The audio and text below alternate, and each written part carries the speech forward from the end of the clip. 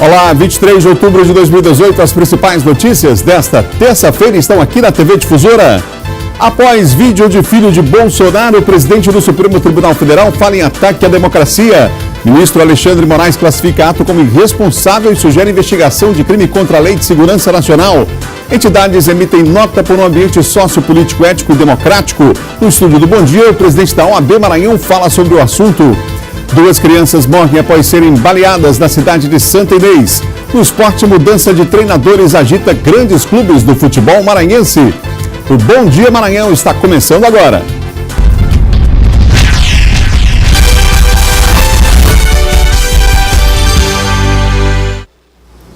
São 7 horas e mais 2 minutos. Um ótimo dia para você que nos acompanha em todo o estado aqui pela TV Difusora. Estamos começando o nosso Bom Dia Maranhão, hoje terça-feira. Vamos lá, o dia está só começando, tem muita coisa boa para acontecer. É assim que a gente torce para você que nos assiste e a todos os telespectadores aqui da TV Difusora. Nós vamos falar daqui a pouquinho sobre a repercussão no meio jurídico em relação às declarações feitas aí nesse segundo turno, não é? E as ações realizadas aí no segundo turno.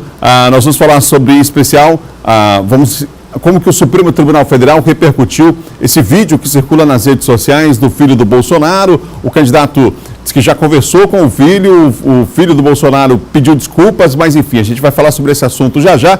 Várias entidades lançaram uma nota em favor do ambiente democrático e ético nessas eleições do segundo turno, entre elas a FENAGE, a Federação Nacional dos Jornalistas, a Associação Nacional dos Magistrados. Nós vamos falar sobre esse assunto também, e a OAB Nacional.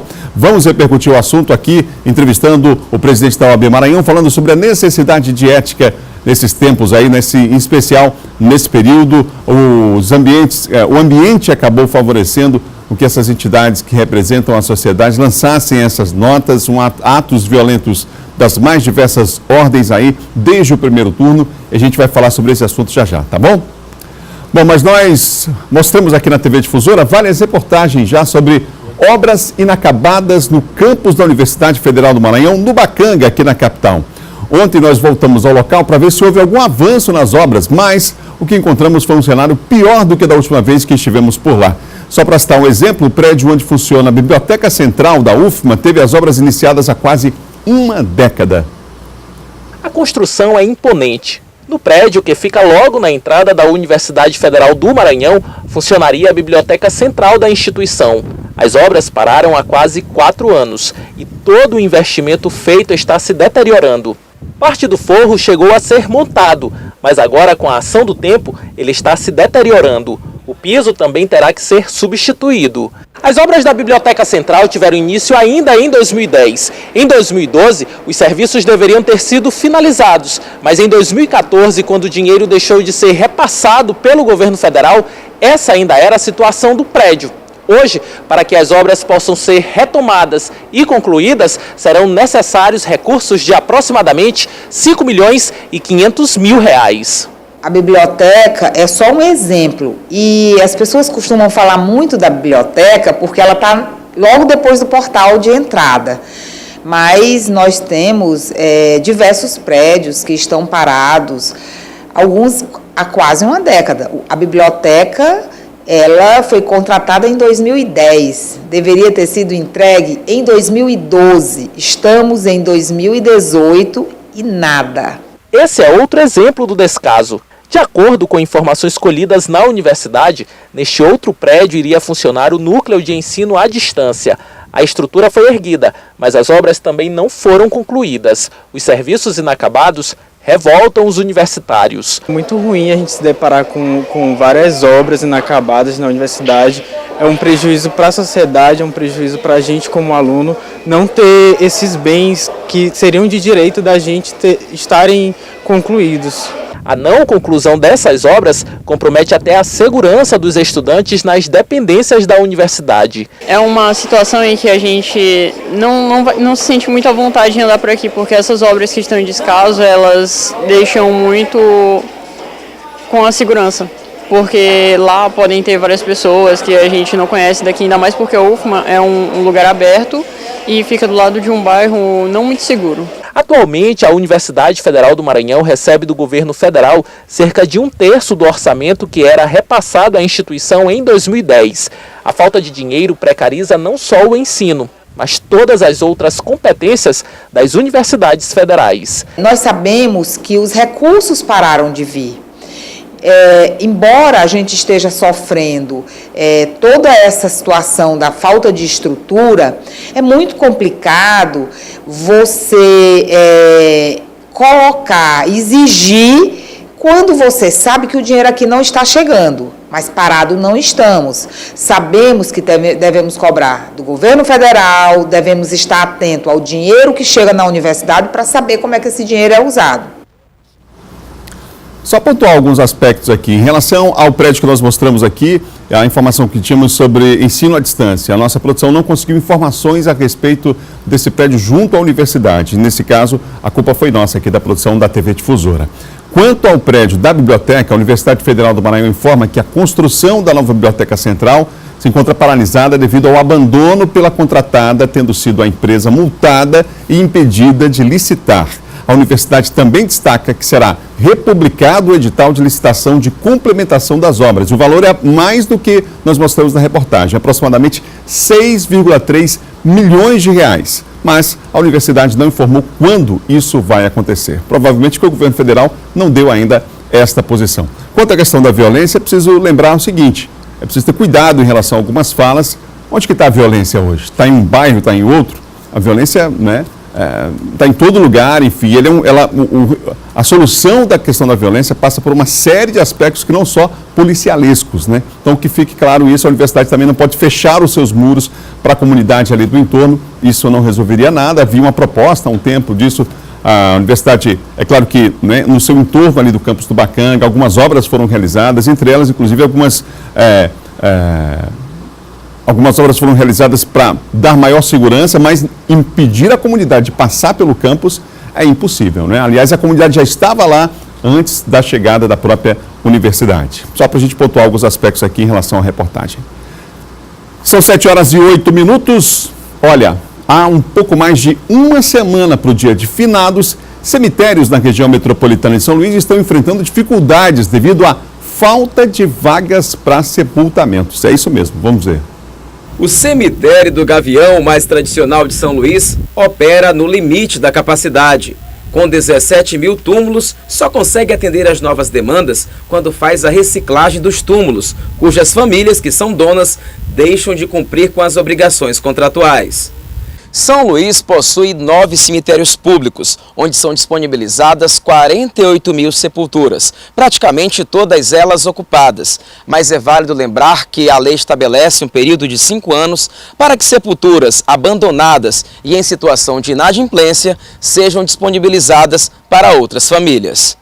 Diante disso, dizer que cemitérios públicos em São Luís não têm vagas é parcialmente verdade. Os cemitérios públicos de São Luís, a gente costuma dizer que estão com a capacidade toda tomada. E estão todas tomadas. Diz assim, tem vaga nos cemitérios públicos de São Luís? Não, não tem vaga. Mas tem muita sepultura abandonada, e as sepulturas que são abandonadas, essas são reaproveitadas, que aí já é um reaproveitamento, até de acordo com a lei, por conta dos 5 anos de inadimplência e abandono. Para fazer um enterro em um cemitério público, a pessoa deve pagar R$ 80 de taxa de sepultamento e anuais de R$ 99 para manutenção, podendo construir até 3 gavetas. Já em cemitérios particulares, um túmulo custa em média R$ 2.000. Caso escolha um plano com 3 gavetas, esse valor chega a quase R$ 5.000. Por conta do alto valor, as empresas oferecem planos funerários que parcelam esses valores. Além da dor, né, da perda do ente querido, você ter aquele aperreio financeiro. Então, você procurando uma funerária com credibilidade para te parcelar, isso aí seria bem mais prático, bem mais simples. Muita gente já aderiu a isso. Todo o controle de sepultamentos de cemitérios públicos está nesse arquivo analógico que começou a ser digitalizado. Por meio dele, é possível fazer cruzamento de dados e otimizar o atendimento ao público, já que grande parte das pessoas que buscam uma vaga já tem uma sepultura pública, que muitas vezes está inadimplente. Muitas das vezes tem famílias que não moram mais aqui e as sepulturas vão ficando. Então essas sepulturas que são inadimplentes é que geram e que produzem as vagas necessárias para a gente poder atender as novas famílias ou que ainda não tem vaga em cemitério. Confira agora o nosso giro de notícias.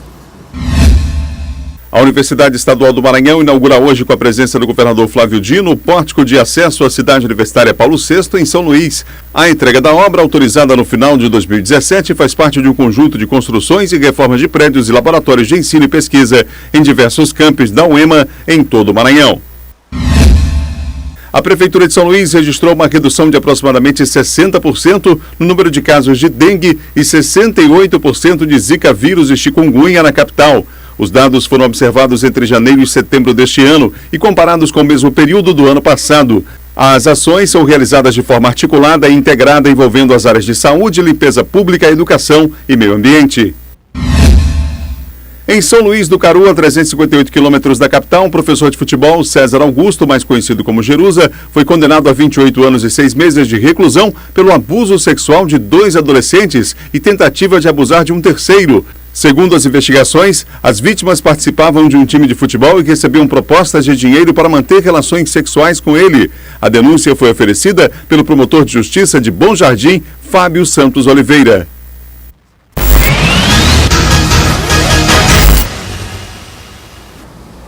Silvão, bom dia para você. Bom dia, Adalberto. Bom dia a todos. Vamos começar falando desse caso que a gente mostrou por último agora. Quer dizer, a gente tem denúncias, inclusive, em nível nacional, internacional, de professores que acabam abusando de alunos. Quando a escolinha precisa as pessoas terem muito cuidado, né? Quem trabalha com as crianças, acompanhar de perto.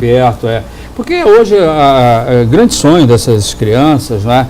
Se espelhando no Neymar e grandes craques aí, de jogar no futebol da Europa, né? Enfim, esses garotos têm um sonho, né? Principalmente no interior do estado, né? No interior do estado, que não tem nenhuma perspectiva e acabam, pessoas inescrupulosas acabam, né? Estragando o sonho, né, de muitas dessas crianças. Então é preciso ter todo cuidado. Você alertou muito bem que é necessário que haja um acompanhamento bem próximo, de perto mesmo, por parte dos pais e por parte dos responsáveis. Nesse caso aí, foi enfática a atuação do Ministério Público, né, porque já havia uma investigação em andamento e aí o promotor reuniu provas contra o César Augusto de Mata Feitosa, que é conhecido como Jerusa, que era o treinador lá da escolinha, e ficou comprovado o abuso praticado por ele contra 2 adolescentes, um de 12 e outro de 15 anos, né? E mais a tentativa contra um terceiro que foi o precursor. Esse terceiro é que foi o precursor da denúncia, estourou a denúncia, ele não aceitou e acabou abrindo a boca, e vieram à tona os outros casos, que ainda tem casos ainda que estão em investigação, que ainda não foram concluídos. Então, isso é só para o caso de abuso comprovado de 2 adolescentes e uma tentativa contra um terceiro, que ele foi condenado a 28 anos de prisão. Silvão, vamos falar desse caso lá em Santo Inês, uma das grandes cidades aqui do nosso estado, e 2 crianças foram baleadas, Silvão. É lamentável, isso era uma praça, né, as crianças estavam brincando no início da noite de ontem. Haviam várias outras crianças lá. O Joniel Ribeiro Rodrigues, um garoto de 7 anos, e o outro é o Vitor Gabriel, de 8 anos. E viam outras crianças lá brincando, e quando o indivíduo chegou numa saveira de cor vermelha, inclusive ele está preso já, a polícia já confirmou a prisão dele, ele foi preso logo às primeiras horas do dia de hoje. Leandro, o nome dele, ele foi lá para matar um rival, uma briga de rivalidade, organização criminosa, esse aí teria sido o autor do disparo. Ele foi lá para matar os rivais, o veículo é aquele lá, essa saveira aí, e está aparecendo lá. Isso aí é ostentação nas redes sociais, que a polícia tirou essa foto aí. Ele foi lá para acertar as contas lá com o outro rival, e aí lá eles se confrontaram, trocaram tiros, e as crianças, coitadas, tá lá, não tinha nada a ver. acabaram sendo atingidas. Provavelmente foi, quer dizer, você deve ter o horário, mas assim, no começo da noite. No começo da noite. Para as crianças estarem na praça. As crianças brincando na praça. Outras pessoas volta de 19 horas ainda, foi cedo. Muito cedo. Muito cedo. E aí as crianças atingidas aí, elas chegaram a ser socorridas. Uma delas, o caso do Gabriel, ele morreu ainda a caminho do hospital. E o outro ainda passou por um procedimento cirúrgico, mas provavelmente foi tiro de pistola, né? Geralmente os caras utilizam esse armamento, pistola, acabou sendo fatal aí para as duas crianças que infelizmente perderam a vida. Sepultamento hoje lá na cidade, a cidade inteira, né? Comovida, a cidade inteira ficou assustada com isso aí que aconteceu. Amanheceu já com essa notícia. Já com essa notícia. Se é que algumas pessoas conseguiram dormir, né? Se é que conseguiram dormir diante dessa tensão lá, porque era também uma questão de honra para a polícia dar uma resposta o mais rápida possível, foi dada já com a prisão aí desse indivíduo ele está na delegacia agora lá de Santo Inês, no caso Leandro. E deve ser transferido provavelmente nas próximas horas, até pela repercussão do uma questão crime, de segurança, ele deve ser transferido ainda hoje, de lá. Obrigado, Silvan. Bom dia para você. Adalberto. Bom dia a você, bom dia a todos. São 7 horas e mais 17 minutos, 7h17, e agora nós vamos às informações da região Tocantina. Quem está chegando é Luiz Carlos Lima com as informações direto de Imperatriz. Bom dia, Luiz. Olá, Adalberto, muito bom dia para você, bom dia a todos. Olha, segue até novembro o mutirão para instalar o kit que vai permitir assistir ao sinal digital da TV. Quem já recebeu o equipamento não esconde a ansiedade. Aqui em Imperatriz e em mais 3 cidades da região vão ser entregues 65 mil kits.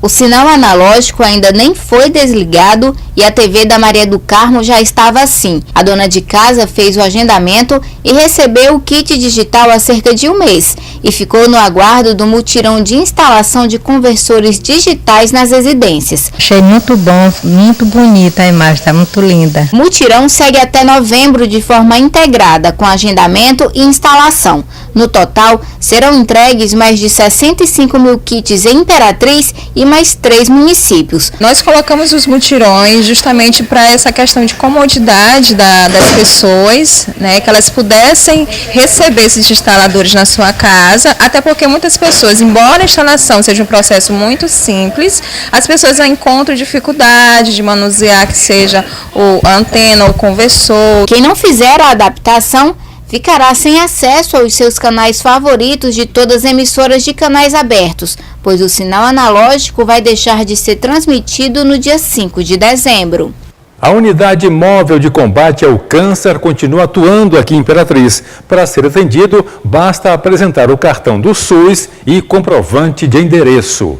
Em Imperatriz, a unidade móvel oncológica esteve estacionada na BR-010. Muitas mulheres aproveitaram para colocar os exames em dia. Um problema que é obrigatório a gente fazer, fazia anos que eu fiz. Nós oferecemos o exame de mamografia para os pacientes a partir de 40 anos de idade. Oferecemos o exame de prevenção do colo do útero para a mulher que já iniciou sua vida sexual. Nós temos também a consulta de pele para aqueles pacientes que têm alguma lesão suspeita do câncer de pele. E nós também temos o exame de PSA para os homens, né, a partir de 40 anos, que queiram saber se tem alguma normalidade no exame de PSA, para que futuramente nós possamos estar encaminhando ele para um tratamento médico. É nesta sala que é realizado o exame de prevenção feminina, o Papa Nicolau. Para se ter uma ideia da simplicidade, não passa de 5 minutinhos para realizar o exame. O exame bem tranquilo, rapidinho ela colhe e é sossegado, tranquilo.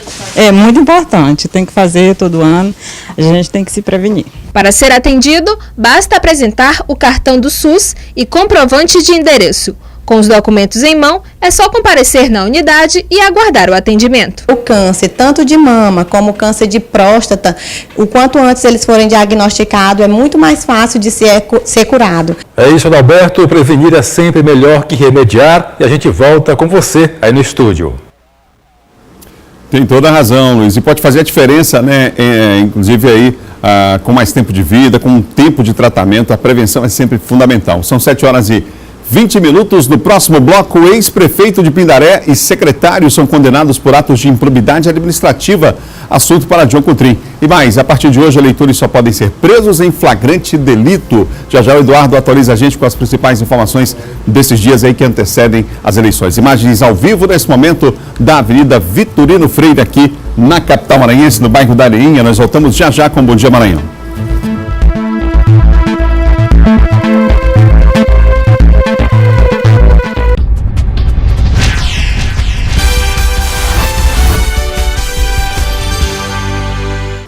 Já voltamos, não perca a hora, são 7 horas e mais 24 minutos. E olha, a partir de hoje fica proibida a prisão de eleitores, salvo em casos de flagrante delito. Quem tem os detalhes sobre o assunto é Eduardo Ericeira, que está em frente, inclusive, ao Tribunal Regional Eleitoral na Areinha, e tem mais detalhes para nós. Ô Eduardo, a partir de hoje, aquele calendário, aquela agenda que as pessoas vão ficar atentas, partidos, coligações também, não é? Pois é, Adalberto. Olá, muito bom dia a você, bom dia a todos que acompanham o Bom Dia Maranhão.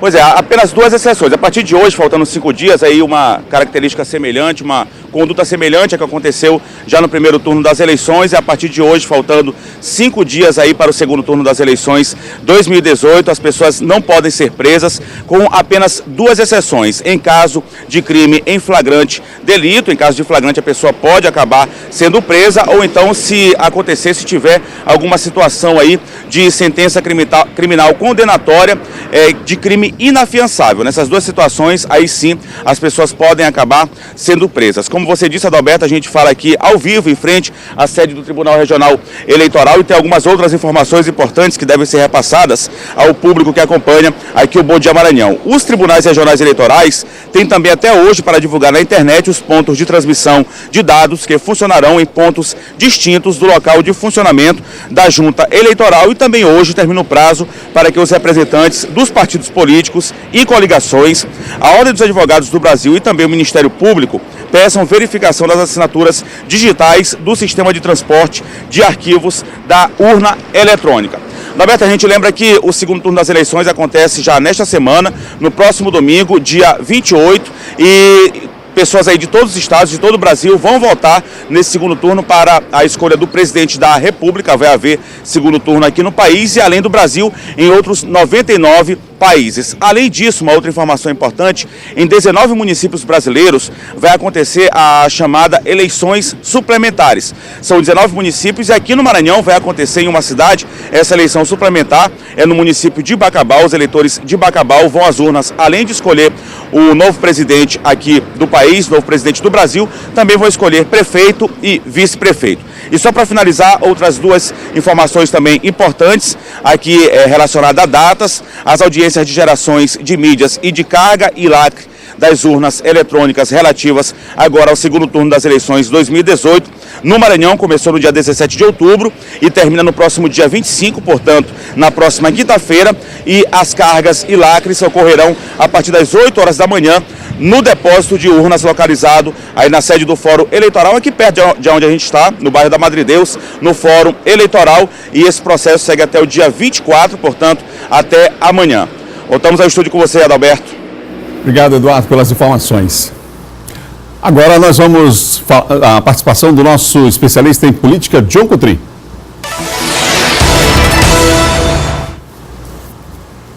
Bom dia para você, John. Bom dia, Adalberto. Bom dia a todos. Bom, vamos começar falando a respeito da senadora eleita Elisiane Gama, que explicou a ausência dela naquele ato do Haddad. No convite havia inclusive a foto, né, do governador Flávio Dino, do senador eleito Everton e também da Elisiane, mas ela não compareceu. É isso, Adalberto. Gerou bastante polêmica a ausência da Elisiane nesse ato pró-Haddad realizado aqui no último domingo na capital maranhense. A própria Elisiane, numa coletiva que foi realizada após a vitória do Flávio, do Everton e dela mesmo ao Senado, ela já declarou apoio ao Fernando Haddad, naquele domingo das eleições do segundo turno aqui no Maranhão. E aí, a partir de então, ela não apareceu mais em nenhum ato, nenhuma declaração a favor do Haddad nas redes sociais, não se manifestou mais, até porque houve aí uma repulsa, uma rejeição de alguns membros da igreja ao qual ela participa, ou seja, que não concordaram com o apoio dela ao Haddad, já que a igreja a qual ela pertence apoia o Jair Bolsonaro. Desde então ela se retraiu um pouco e não participou mais de atos favoráveis ao Haddad, nem manifestações públicas. E neste domingo era esperado a presença da deputada e senadora eleita Elisiane Gama, também no palanque ali junto com Flávio Everton, ali ao lado do Haddad, mas ela não participou e foi questionada muito nas redes sociais. E aí Adalberto, ela se pronunciou, divulgou uma nota ontem e disse que, Elisiane disse que não está no estado do Maranhão porque ela passa por um tratamento de saúde em outro estado, ou seja, ela não pôde estar presente porque está ali cuidando da saúde, cuidando assim, das questões pessoais ali pós-eleição. Mas ela reafirmou o apoio ao grupo político do governador Flávio Dino, ou seja, ela reafirmou também o apoio ao Fernando Haddad.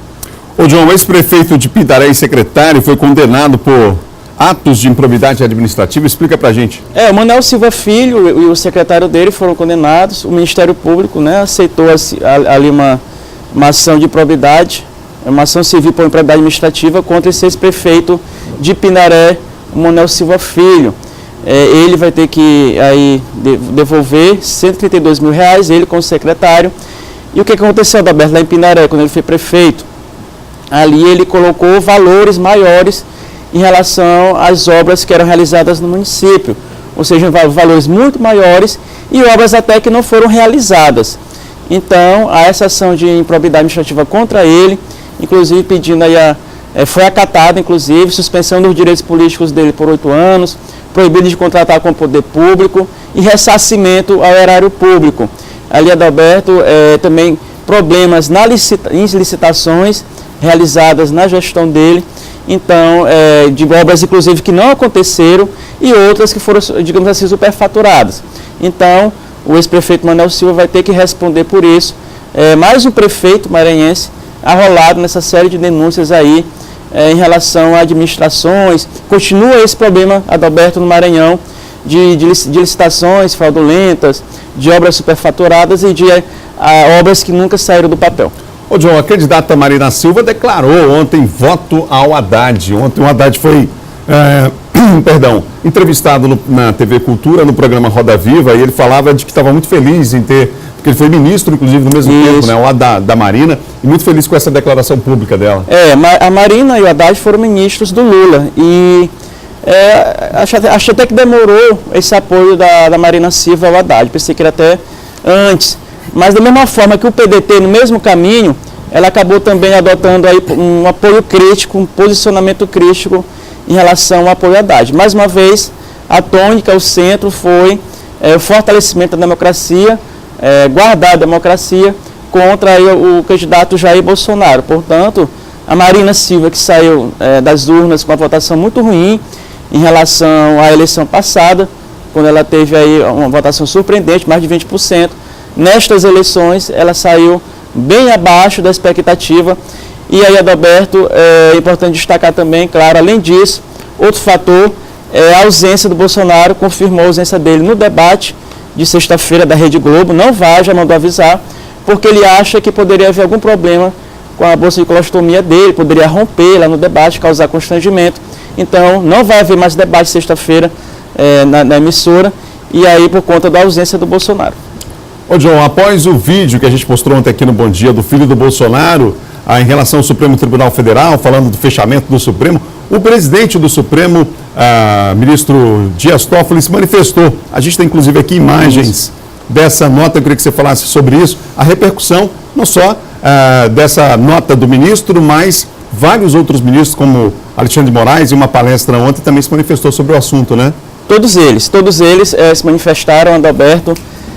Uma resposta aí bem incisiva do presidente Toffoli em relação a isso. Ele disse que não há como haver uma democracia sem a justiça, sem o STF autônomo e independente. Ele disse que atacar o STF é ferir a democracia. Ele está correto.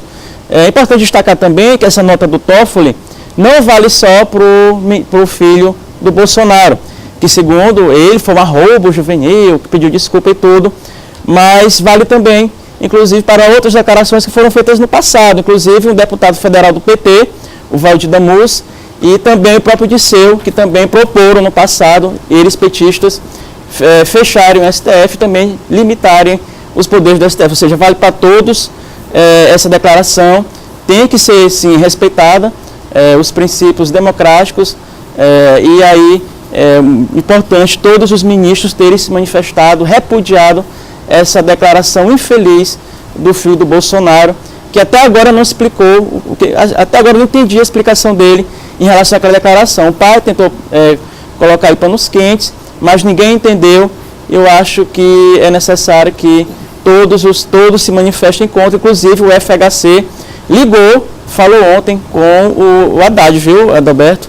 O Haddad e o FHC conversaram por telefone e a tônica, o assunto principal foi isso, foi as declarações do filho do Bolsonaro e o respeito à democracia, ou seja, e aí há então uma união, percebe-se todos unidos aí contra, digamos assim, essa candidatura aí que fere os princípios constitucionais, que ataca a democracia, o Estado democrático de direito. Quando se vê tucanos e petistas dialogando, estando juntos na mesma empreitada, é porque realmente a coisa é muito grave. E aí o próprio Fernando Henrique Cardoso tem no Twitter dando declarações aí contra o Bolsonaro e, digamos assim, a favor do Haddad. Obrigado, John. Bom dia para você. Obrigado, até amanhã. São 7 horas e mais 35 minutos. No próximo bloco, nós vamos continuar falando sobre eleições 2018. Entidades emitem nota por um ambiente sociopolítico, ético e democrático. No estúdio, nós vamos conversar com o presidente da OAB Maranhão sobre esse assunto já, hein? E no esporte, mudança de treinadores agita clubes de futebol no Maranhão. Nós voltamos daqui a pouquinho, depois do intervalo com o nosso Bom Dia Maranhão. Já voltamos.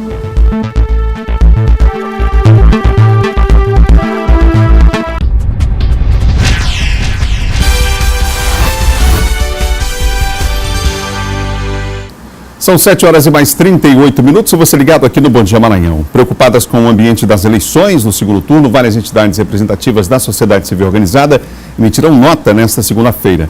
No documento, elas repudiam as manifestações de ódio, violência, intolerância, preconceito e desprezo aos direitos humanos. Aqui no estúdio eu converso com o presidente da OAB Maranhão, Tiago Dias, sobre o assunto. Presidente, bom dia. Bom dia, Adalberto. Bom dia, telespectadores da TV Difusora. Sempre um prazer estar aqui para falar de temas relevantes e importantes como esse. Presidente, são várias as entidades, a Associação Nacional dos Magistrados da Justiça do Trabalho, a CNBB, a Associação Nacional dos Procuradores do Trabalho também, o Sindicato dos Auditores Fiscais do Trabalho, a FENAGE, a Federação dos Jornalistas, a Associação Brasileira de Advogados Trabalhistas, a OAB, enfim. A preocupação principal é com, digamos assim, o ambiente, né, que nós tivemos nessa eleição, que teve um período curto, né, determinado pela legislação eleitoral, mas intenso em relação aos debates, aquilo que aconteceu desde o primeiro turno? Exatamente. A preocupação maior é com o extremismo, com o radicalismo, com os ataques nas redes sociais e também com a violência que a gente tem visto nas ruas. Tivemos diversos casos, inclusive homicídios, e a gente não pode entender isso como algo normal no ambiente democrático. Eleições são feitas para ser discutidas ideias, propostas, valores, preservando-se o Estado democrático de direito, respeitando-se as normas jurídicas e, acima de tudo, respeitando as diferenças ideológicas. Afinal, todos nós queremos um país de volta aos trilhos do progresso. Isso só vai acontecer se após o dia 28 de outubro a gente ter o discernimento de que precisamos estar juntos enquanto nação. Presidente, a gente percebe a necessidade de um avanço da área da justiça eleitoral, por exemplo, no sentido de dar respostas imediatas à população, já que hoje nós temos, com o avanço da tecnologia, rapidamente situações acontecem, como, por exemplo, denúncias que aconteceram até agora de disparo de mensagens e outras, né? Outras denúncias, como próprio ataques nas redes sociais, de um lado ao outro, desrespeitando, inclusive, as pessoas. O senhor entende que essa eleição também sai como um aprendizado para a própria justiça eleitoral, uma maior celeridade e uma atenção cada vez maior para essa área tecnológica? Sem dúvida nenhuma. Nós vimos uma eleição que foi, sobretudo, baseou-se nas redes sociais, baseou-se nos telefones celulares, com WhatsApp, enfim. E todos nós, operadores do direito, justiça eleitoral, está caminhando também, já fez um grande trabalho no sentido de coibir, de interagir com as redes sociais, com o ambiente das redes sociais de maneira muito rápida, mas é claro que isso estamos num processo de aprimoramento a cada dia. Esse fenômeno do radicalismo extremado, como nós vimos nessa eleição, é um fato que já vimos em outras eleições, mas nunca com tanta intensidade, nunca com tanto radicalismo e nunca com tantas agressões. E sem dúvida nenhuma, esse é um ambiente que todos nós estamos nos acostumando e combatendo da melhor maneira possível.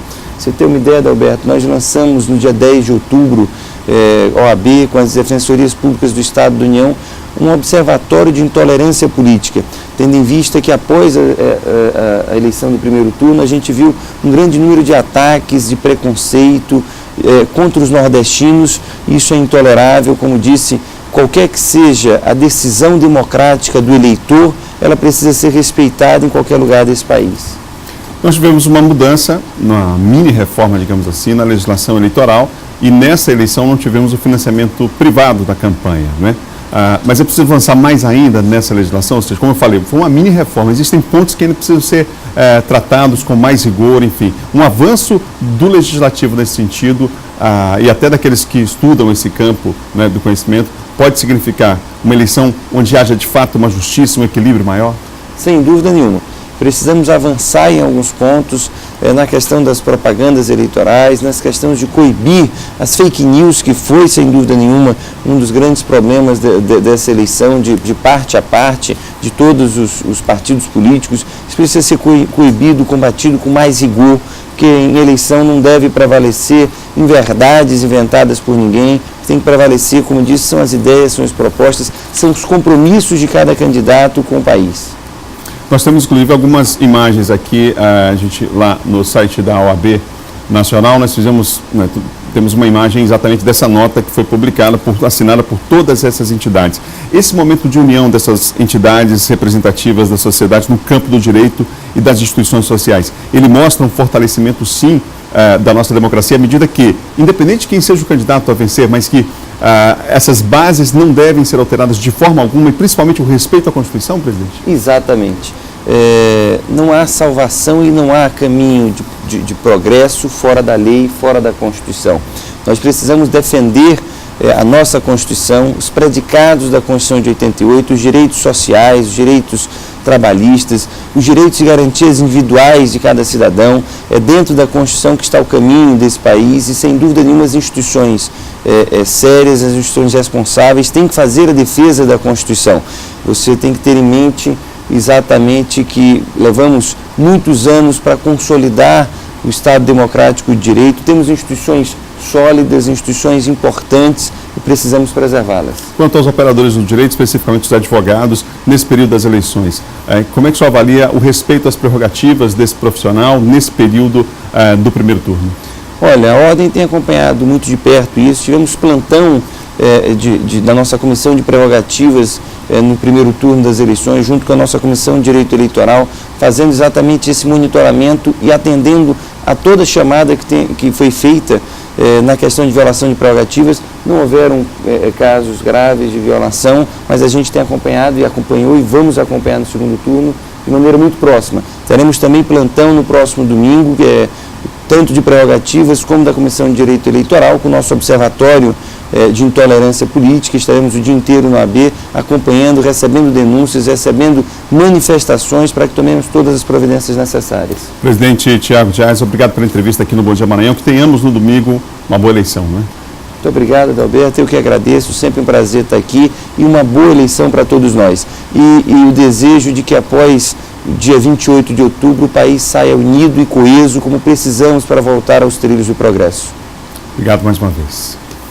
Vamos falar agora aqui no Bom Dia do Enem, porque os participantes do Exame Nacional do Ensino Médio 2018, que vão fazer a primeira prova, dia 4 de novembro, devem ficar atentos à entrada em vigor do horário brasileiro de verão, hein? Com a entrada do horário de verão no dia em que ocorre a primeira prova do Enem, os estudantes devem ter atenção para não perderem o horário do fechamento dos portões. Desde ontem, os candidatos puderam conferir o local de prova nos cartões disponibilizados na internet.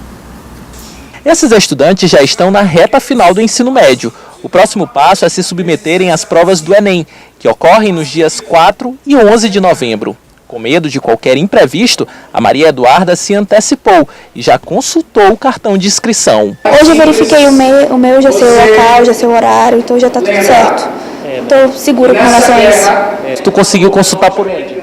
Pelo site do participante, lá do Enem. Além de acessar a página do participante, os estudantes podem baixar o aplicativo Enem 2018 e obter todas as informações necessárias, como, por exemplo, local, data e horário das provas. O Júlio também já acessou o cartão de inscrição, para não passar pelo mesmo aborrecimento do ano passado. Sempre tem aquela dúvida com o horário de verão, né, com a mudança, mas tá tudo certo, pelo menos comigo, né? Tá tranquilíssimo, sem nem. Vou sair cedíssimo, 6 horas eu saio de casa para não perder. Ano passado eu perdi, fui atrasado no Enem. O Maranhão não adere ao horário de verão, mas como as provas ocorrem de acordo com o horário de Brasília, será preciso chegar com 1 hora de antecedência nos locais onde o exame será aplicado. Nesta escola, os alunos são orientados a buscar por todos esses detalhes, para não perderem a tranquilidade. A gente tem um dia de relaxamento, que a gente vai fazer em um local externo, antes da prova, que eles vão fazer uma atividade de relaxamento para estarem preparados. E a escola tem um acompanhamento diário com eles para fazer a questão dos prazos, a questão do horário de entrada, de qual que vai ser a alimentação deles ideal para esse dia da prova e nos dias que antecedem a prova. Então, assim, existe toda uma preocupação com relação a isso. Manter a tranquilidade é essencial para que esses estudantes façam uma boa prova. Mas, de acordo com especialistas, ter domínio do conteúdo é fator decisivo para que eles consigam obter o máximo de pontos. Tranquilidade e responder o maior número de questões, né? Porque nesse momento não adianta você querer inovar e ficar revisando matéria por matéria, até porque a prova do Enem é uma prova muito contextualizada.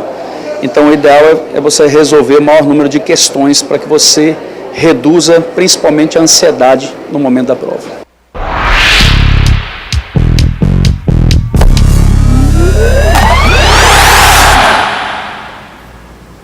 Agora a gente fala de esporte com quem entende do assunto. Lécio Júnior está comigo aqui. Lécio, bom dia para você. Bom dia, Adalberto. A gente começa hoje falando, eu disse no início do programa, dança das cadeiras dos treinadores, enfim, mudanças aí, já expectativa inclusive para o ano que vem. Movimentando as 3 principais torcidas do estado, na atualidade, né? Primeiro o Marcinho saiu do Imperatriz e foi para o Sampaio Corrêa. O Rui já havia acertado com o Moto, mas agora vai mesmo para a Imperatriz. Confira as novidades do Cavalo de Aço. 2019 ainda nem começou, mas o Imperatriz já sabe o que lhe espera. O time vai disputar 3 competições. Além do Campeonato Maranhense, que já começa em janeiro, tem a Copa do Brasil em fevereiro e o Campeonato Brasileiro Série C no finalzinho de abril. E a previsão é que o time já comece a se preparar no início do mês de dezembro, para o pontapé da temporada de treinos, visando as competições do ano que vem. Grande parte dos jogadores que jogaram com a gente nesse ano estão jogando na 2ª divisão do Campeonato Maranhense e provavelmente, dependendo inclusive da situação deles, a gente vai estar definindo a data. Com novos desafios, o time encara também a contratação de um novo técnico. Dessa vez, parceria formada com Rui Scarpino, que já dirigiu outras equipes do Nordeste, como o Motoclube, Campinense e América. O presidente do Cavalo de Aço, Adalto Carvalho, dá detalhes da contratação do novo técnico, que com ele chegam também o auxiliar técnico Marcelo Coppertino e o treinador de goleiros, Tião Scarpino. Não podemos retroagir, então o Rui Scarpino é um profissional de mão cheia que conhece muito o futebol maranhense e é um treinador realmente que tem muito know-how. Vale inclusive frisar que o nosso treinador anterior, que era o Marcinho Guerreiro, era auxiliar técnico do Rui Scarpino. E os jogadores, a maioria já estão com os contratos renovados, como os goleiros Jean e Gustavo, os zagueiros André Penalva e Anderson e os atacantes Kaká e Júnior Chicão. Então a expectativa é que ele possa fazer um grande trabalho aqui também no Imperatriz, até porque hoje, se a gente for comparar a estrutura do Imperatriz com a do Moto, o Imperatriz está um pouco melhor. Carloto Júnior, que é da Rádio Difusora FM de Imperatriz, trazendo as informações, conhece tudo sobre o Cavalo de Aço. E o Moto não ficou parado não, já anunciou seu novo técnico. O ex-técnico do River é o novo treinador do Motoclube. Esse aí é o Wallace Lemos. Ele foi campeão candango do Campeonato Brasiliense no ano passado pelo Brasiliense lá no Distrito Federal e agora vai ter a tarefa de comandar o Papão do Norte. E agora vamos falar da Série B. Veja agora como é que está a situação do Sampaio depois da derrota para o Londrina na última rodada. Uma rodada que poderia ter sido excelente para o Sampaio. Mesmo com a vitória do CRB na sexta-feira sobre o Goiás, o gol de Fernando Sobral tirava o Sampaio outra vez da zona da degola. E o que era melhor, o Juventude já havia perdido para o Vila Nova em Goiás por 1-0. Em Fortaleza, o Paysandu perdeu para o líder também por 1-0. Faltou só o Sampaio fazer a sua parte. A virada do Londrina recoloca o Sampaio na zona do rebaixamento, mas o time ainda depende de si para escapar. O Brasil de Pelotas está na 15ª colocação com 37 pontos. O CRB é o 16º com 35. Logo atrás vem o Sampaio Corrêa na 17ª colocação, abrindo a zona do rebaixamento com 32. O Paysandu é o 18º também com 32 pontos, mais uma vitória a menos em relação ao Sampaio. O Juventude é o 19º com 32 pontos e 2 vitórias a menos em relação à Bolívia Querida. O Boa Esporte vive situação complicada. O time agoniza com 29 pontos na última colocação. Na próxima rodada, o Sampaio enfrenta o Juventude em Caxias do Sul. Duelo direto. A bola rola às 8h30 da noite no estádio Alfredo Jaconi, em Caxias do Sul. O time treina pela última vez hoje em São Luís e já segue amanhã, logo de madrugada, com destino a Porto Alegre. Já a gente vai acompanhar lá o treino da Bolívia Querida. Valeu, Laércio. Um abraço. São 7 horas e mais 52 minutos, 7h52. Bom Dia Maranhão termina agora. Outras notícias no portal MA10. A gente se encontra amanhã às 7 da manhã. Amanhã vamos falar sobre envelhecimento com qualidade de vida, hein? A gente encerra com imagens desse momento da capital de todos os maranhenses, da Avenida Camboa, próxima à Ponte Bandeira Tribus. E até amanhã.